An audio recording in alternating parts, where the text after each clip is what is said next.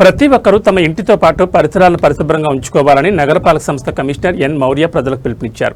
తిరుపతి జిల్లా 30వ వార్డులోని reservoir colony, ayurvedic hospital, SVIMS కూడలి ప్రాంతాల్లో అధికారులతో కలిసి పారిశుద్ధ్య పనులను పరిశీలించారు. నిత్యం చెత్త సేకరణకు వాహనాలు వస్తున్నాయా తదితర విషయాలను నివాసం ఉంటున్న వారిని అడిగి తెలుసుకున్నారు. ఈ సందర్భంగా కమిషనర్ మాట్లాడుతూ చాలా మంది తమ ఇండ్లలోని చెత్తను బయటపడేసి బాధ్యత లేకుండా ఉంటున్నారని అన్నారు. ప్రతిరోజు మీ ఇంటి వద్దకు వచ్చి తమ వాహనాలు, సిబ్బందికి చెత్త అందించి నగర శుభ్రతకు సహకరించాలని అన్నారు.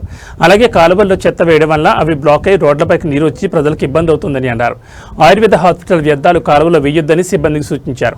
కమిషనర్ వెంట municipal engineer Gomathi, health officer doctor యుమాన్వేష్, డిఈలు Madhu, Shilpa, ACP Madhu, sanitary supervisor Chenchaiah తదితరులు పాల్గొన్నారు.